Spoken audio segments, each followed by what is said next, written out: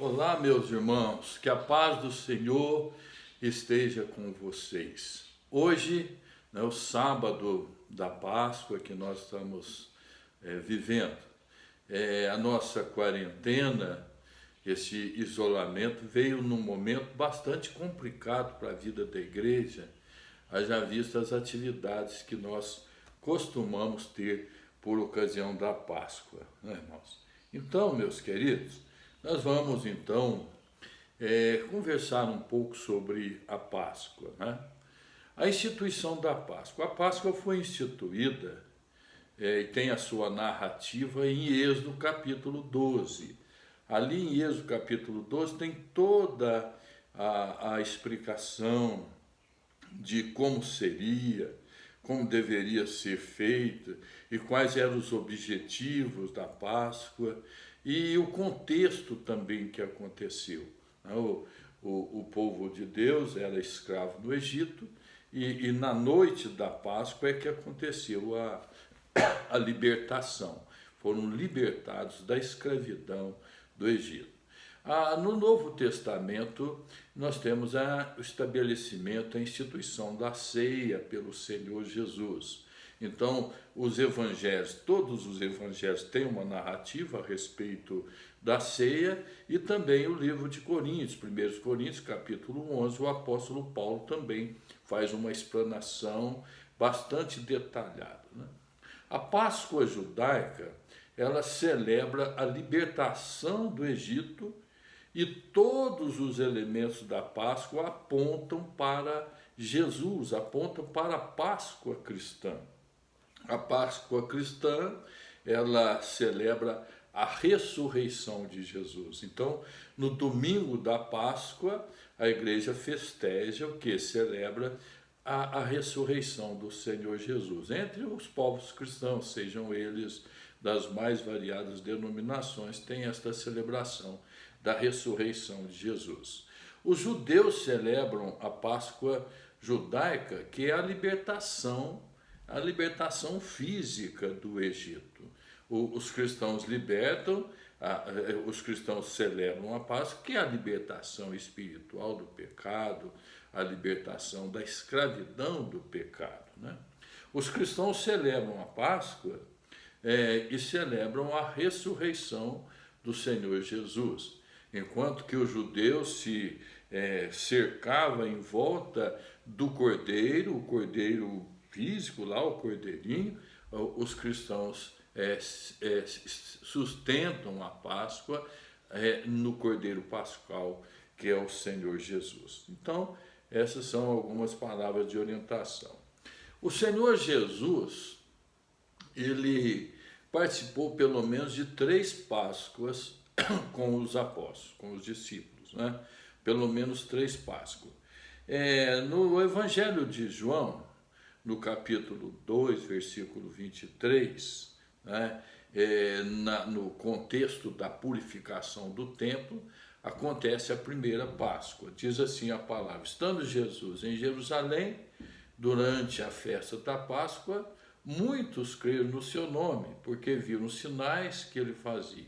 Então, naquele contexto da purificação do templo, logo após, né, no versículo 23, então está registrado ali a primeira Páscoa que Jesus deve ter participado com os discípulos no ministério público dele. Depois, no Evangelho de João, do versículo 1 até o versículo 4, mostra também, né, Jesus participando da Páscoa, e o contexto é o contexto da multiplicação dos pães. Depois da multiplicação dos pães, então aparece ali: Jesus subiu ao monte e sentou-se ali com os seus discípulos. Aí o versículo 4 diz isso: ora, a Páscoa, festa dos judeus, estava próxima. Então, nesse contexto da multiplicação dos pães, Jesus participou pela segunda vez. E na terceira vez, é um texto que nós vamos ler hoje, de Lucas, capítulo 22, que diz assim no versículo 15: então Jesus lhe disse, olha o que Jesus lhe disse quando estava com eles assentado à mesa. Então, ali no espaço para participar da Páscoa: tenho desejado ansiosamente comer esta Páscoa com vocês antes do meu sofrimento. Tá certo? Então são esses três. Então, nos 3 anos do ministério público de Jesus, ele participou pelo menos de 3 Páscoas com os seus discípulos. Pois bem, vamos ler o texto então que nós escolhemos para nossa meditação nesse dia, de Lucas capítulo 22. Interessante, irmãos, que os outros discípulos, os outros evangelistas também fazem narrativas da Páscoa. E as narrativas, tanto de Mateus como de João, parece estar fundamentada nos textos de Marcos. Agora, o de Lucas é um texto à parte, que a gente não tem muito o conhecimento de como quais são os textos, as fontes que Lucas utilizou para fazer essa narrativa. Ela é um pouco diferente das demais. Mas vamos ler esse texto. Eu creio que esse texto é mais propício para a nossa meditação nesse dia. O Evangelho de Lucas, capítulo 22, capítulo 23, do versículo 14 em diante. Chegada a hora, Jesus se pôs à mesa e os apóstolos estavam com ele. Então Jesus lhes disse: tenho desejado ardentemente comer essa Páscoa com vocês antes do meu sofrimento.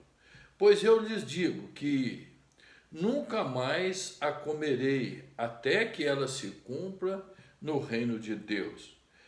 E pegando um cálice, depois de ter dado graças, disse: peguem e repartam entre vocês. Pois eu digo a vocês que, de agora em diante, não mais beberei do fruto da videira, até que venha o reino de Deus. E, pegando um pão, tendo dado graças, o partiu e lhes deu, dizendo: isto é o meu corpo, que é dado por vocês. Façam isto em memória de mim. Do mesmo modo, depois da ceia, pegou o cálice, dizendo: esse cálice é a nova aliança no meu sangue, derramado por vocês. Pois bem, irmãos, nós podemos ver pelo menos 3 aspectos bastante interessantes desse texto para o nosso entendimento da Páscoa do cristão, a Páscoa cristã, né, em relação à Páscoa judaica. Né? Pois bem, olha para vocês verem. No meio da Páscoa judaica, Jesus estabeleceu a Páscoa cristã. Eles estavam ali na Páscoa judaica, participando, né, da terceira Páscoa com eles, porque a Páscoa era anual. E aí, no meio da Páscoa, estando com eles, Jesus então faz o pronunciamento estabelecendo a ceia, que para nós é a Páscoa cristã. Então ele diz assim, no versículo 14, repetindo a leitura: chegada a hora, Jesus se pôs à mesa e os apóstolos estavam com ele. Então Jesus lhe disse: tenho desejado ansiosamente comer esta Páscoa com vocês antes do meu sofrimento. Por quê? Naquele contexto ali, o Senhor Jesus seria traído, o Senhor Jesus seria entregue nas mãos dos soldados, o Senhor Jesus seria julgado, condenado, crucificado. Tudo ali naquele contexto, né? Meus queridos, então nós podemos ver já algo bastante interessante. Quando Jesus estava celebrando a Páscoa dos judeus, a Páscoa judaica, ele então introduziu e estabeleceu a Páscoa cristã. Naquele contexto, naquela situação, usando ali dos elementos comuns da Páscoa, o pão, o fruto da videira, ele estabeleceu então a ceia do Senhor, que é a nossa Páscoa. Olha, irmãos, interessante essa situação, né? essa transição que o Senhor Jesus estava fazendo. As outras duas Páscoas que Jesus participou com eles, deve ter participado dos mesmos moldes, da Páscoa judaica, da mesma forma. Mas agora não, agora o que ele estava fazendo? Ele estava fazendo uma transição. Às vezes a gente percebe igrejas cristãs influenciada por um hebraísmo muito grande, e eles voltam atrás e querem voltar àquilo que acontecia no Antigo Testamento, é chamado de hebraísmo, né? E não é correto, porque o Senhor Jesus ele foi fazendo a transição. Tudo aquilo que existiu no Antigo Testamento, tudo aquilo que fazia parte da antiga aliança, o Senhor Jesus foi trazendo para a nova aliança. E essas, então, antigas ficaram para trás, o que o apóstolo Paulo chama de sombra das novas coisas, né? Então, agora a gente percebe, então, o Senhor Jesus fazendo essa transição, né, da Páscoa judaica para a Páscoa cristã, que para nós é a Santa Ceia. Meus queridos, a Santa Ceia é a nossa Páscoa. Lá era anual, mas para nós ela é mensal. Algumas comunidades evangélicas fazem semanal, todos os encontros de domingo celebram a ceia. Tem igrejas que fazem assim, né? Pois bem, então, primeira coisa que nós aprendemos é que no meio da Páscoa, né, do contexto da Páscoa judaica, o Senhor Jesus fez a transição para a Páscoa cristã. Então, tudo aquilo que tinha lá, agora já era novidade. Lá havia o Cordeiro, mas agora nós temos o nosso Cordeiro Pascual, que é o Senhor Jesus. Bom, a segunda lição que a gente tira desse texto é que, assim como na Páscoa judaica existia necessidade de preparação, na Páscoa cristã também, da mesma forma, existe a necessidade de preparação. Êxodo capítulo 12, a orientação que Moisés dá é essa, que o Senhor dá a Moisés, é essa: olha, no dia 10 deste mês, separem o cordeiro. Então, aí depois no dia 14 acontecia então a Páscoa. Então havia um período de preparação. Quando o Senhor Jesus então está preparando a Páscoa, né, ele está pensando na Páscoa que ele iria ter com os seus discípulos, ele pede, né, pede para que dois dos seus discípulos, né, Pedro e João, aqui cita o nome dos dois, enquanto nos outros evangelhos não cita, pedindo para que eles, né, preparem a Páscoa, né? Nesse capítulo 22 que nós estamos lendo, o versículo 8, então Jesus enviou Pedro e João dizendo: vão e preparem a Páscoa para que a comamos. Então, da mesma forma como lá no Antigo Testamento, em Êxodo 12, havia necessidade da preparação, aqui também houve a necessidade da preparação. E o que nós tiramos disso, irmãos? Para participarmos da Páscoa, da nossa Páscoa cristã, da nossa ceia, a que chamamos de Santa Ceia, também há necessidade de preparação. Nós precisamos nos preparar para participar da ceia. Pode ser que isso não seja uma coisa até muito praticada nos dias de hoje. As pessoas às vezes não têm mais. Com o tempo, se a gente não cuida, se a gente não lembra, vai se perdendo, né, a força, vai se perdendo. A própria Páscoa foi se perdendo dentro do judaísmo, perdendo a sua força, e muitas coisas já não eram como era do começo da instituição.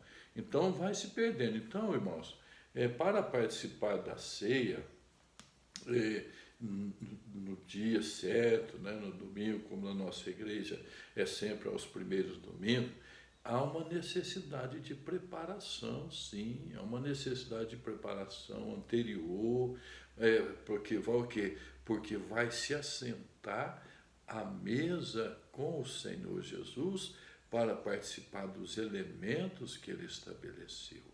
E quando estamos lá participando, né, que é feita a leitura, na leitura de 1 Coríntios, capítulo 11, o apóstolo Paulo, ele fala, ele esclarece, olha, examine-se, pois, examine-se, pois, o homem, e assim, né, coma do pão e beba do cálice. Há uma necessidade de exames, examinar. O momento da ceia, meus queridos, é um momento muito solene.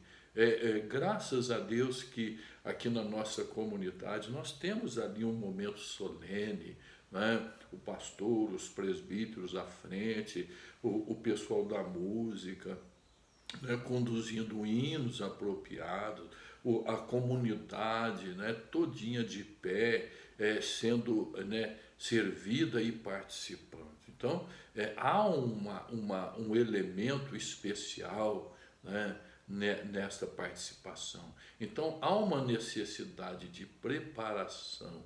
Quem sabe é algo que nós precisamos melhorar, nessa questão da preparação. Quem sabe na semana que antecede a Páscoa, a ceia, né, a nossa Páscoa, a semana que antecede, a gente ter algo mais voltado para essa preparação, né? Uma liturgia mais voltada para esta preparação. Então, algo que nós precisamos caprichar mais e sermos, né, botar mais reverência, né, neste contexto da participação.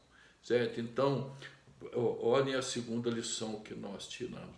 Assim como lá na Páscoa judaica havia uma necessidade de preparação, na nossa Páscoa cristã, que é a Santa Ceia, também existe a mesma necessidade de nos prepararmos para participar.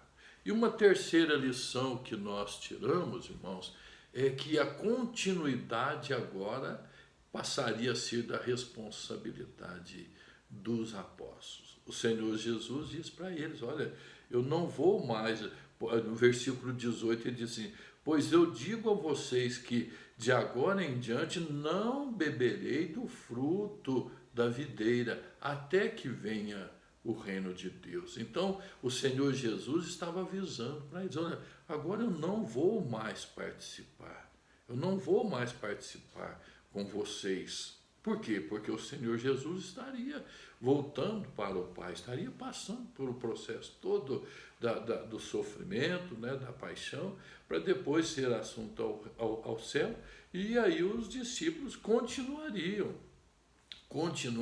celebrando a Páscoa. Então, olha, nesse contexto ali, meus queridos, que eles estavam participando daquela Páscoa, a última Páscoa, estava acontecendo ali uma transição muito interessante. O Senhor Jesus se afastaria e os discípulos assumiriam, então, a direção da Páscoa e a continuidade da Páscoa. Os discípulos, por sua vez, passaram para os pais da igreja passaram para os da sequência, e os da sequência passaram para nós. E hoje nós somos os responsáveis por continuar a celebração da Páscoa, a celebração da ceia do Senhor. Meus queridos, enquanto a igreja estiver na terra, ela vai celebrar a ceia do Senhor. Enquanto a igreja estiver na terra, ela não vai deixar e não pode deixar de celebrar a Páscoa do Senhor, a ceia do Senhor. Por quê? Porque é um memorial. Quando nós fazemos isto, nós estamos mostrando, né, o visível, o visual da salvação de Cristo Jesus. É um sacramento, uma ordenança. O Senhor Jesus o estabeleceu como sacramento. Meus queridos, Que coisa maravilhosa, né? A igreja responsável pela continuidade da ceia, da Páscoa do Senhor. É a nossa Páscoa cristã. Quando nós estamos celebrando a ceia em comunidade, todos participando, né, do mesmo pão e do mesmo cálice, nós estamos apontando para a ressurreição do Senhor Jesus, estamos apontando para a vida eterna. Meus queridos, quando a igreja for arrebatada, tiver o arrebatamento da igreja, que a igreja for encontrar com o Senhor Jesus nas nuvens, ela vai entrar então para as bodas do Cordeiro. E aí nós estaremos celebrando a Páscoa com o Senhor no céu, por 7 anos, enquanto estiver acontecendo a Páscoa do Senhor lá no céu, as bodas do Cordeiro, as bodas do Cordeiro, na terra estará acontecendo a grande tribulação. A igreja à mesa com o Senhor Jesus e na terra ainda a tribulação. Até que no final então da tribulação, no final das bodas do Cordeiro, é que o Senhor vai descer, né, com a noiva ataviada, vai descer com a noiva ataviada para dar então o que? Para a batalha e também para dar início ao reino milenar do Senhor Jesus. E a igreja estará reinando na Jerusalém celestial por 1000 anos com o Senhor Jesus, enquanto as coisas vão se desenvolvendo ainda na terra com aqueles que passaram pela tribulação e que estão ainda na terra, até que no final vem então o grande trono branco, e aí o julgamento das nações, e aí o início da eternidade, a continuidade da eternidade, quando a tríade maldita será aniquilada, jogada no inferno, e nós estaremos para sempre, eternamente com o Senhor. Meus queridos, muito bom. Vamos então, concluindo a nossa meditação desta manhã de sábado da Páscoa. A nossa participação na Páscoa cultural, anual. Nós estamos vivendo a Semana da Páscoa. Isto é mundial. Então, é uma questão cultural. Não podemos ter o almoço da Páscoa. Se você quiser, comer o peixe, o bacalhau, quiser comer, é muito caro, é melhor comer numa outra época que ele está mais barato. Mas nós não entramos nesse corre-corre para fazer isso. Às vezes a gente encontra um crente, uma família toda preocupada com o bacalhau, com essas coisas, ela está perdendo um pouco o rumo das coisas, né? Porque nós não temos essa conotação da Páscoa desta forma. E aí você vai ver que nesta correria tem muita coisa aí que desvirtuou, né? Mas isso é uma outra oportunidade. Creio que numa outra oportunidade, quem sabe amanhã, no culto da ressurreição, essas coisas ficam bem esclarecidas. Então, a nossa participação na Páscoa cultural, na Páscoa judaica, ela é uma questão cultural, certo? Agora, a nossa participação na Santa Ceia é ordenança, é sacramento, e a igreja tem o dever de participar e de continuar. Meu irmão, minha irmã, todas as vezes que você estiver participando da Santa Ceia, tenha o coração queimando, inflamado, né, da participação ali nos elementos que o Senhor Jesus estabeleceu para ser o visual da salvação.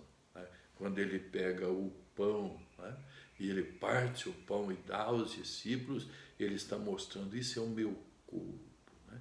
Para se chegar ao pão, passou do trilho, passou pelas pedras do moinho, ele foi moído pelos nossos pecados, né? Aí quando ele entrega o cálice para que eles participem do cálice, né? Ele veio o vinho, veio da uva, a uva foi pisada lá no lagar, né? Foi pisada, né? Pelas suas pisaduras fomos sarados, foi pisado, quer dizer, o sangue do Senhor Jesus, né?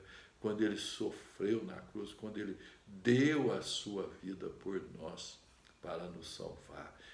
Nós temos que fazer essa participação da ceia ali, né, em comunhão, tem que ser algo muito profundo, que realmente mexa, né, com o nosso interior, mexa com as nossas entranhas, né, e a gente tem aquela participação ali, não é chorando, é alegre, sorrindo, porque ali está a nossa vitória, ali aponta para a ressurreição de Cristo, a primícia, né? A nossa primícia, por Ele nós ressuscitamos, e aí a nossa ressurreição e a nossa vitória. O apóstolo Paulo fala, tragada foi a morte, né? Pela vitória de Cristo. Deus te abençoe grandemente, meus irmãos. Deus te abençoe abençoe a cada um de vocês grandemente neste dia. Amém. Quero orar por vocês. Senhor, abençoa, Senhor, os meus irmãos, ó Pai. Cada um onde estiver, esteja com a sua mão de poder sobre eles, ó Pai. E abençoa, Senhor, poderosamente a cada um dos meus irmãozinhos, ó Pai, que faz parte da nossa comunidade. Pai, faz obra de poder na vida de cada um. Amém. No nome de Jesus. Amém. E a graça do nosso Senhor Jesus, o amor de Deus Pai e a consolação do Espírito Santo esteja conosco e conosco permaneça. Amém e amém.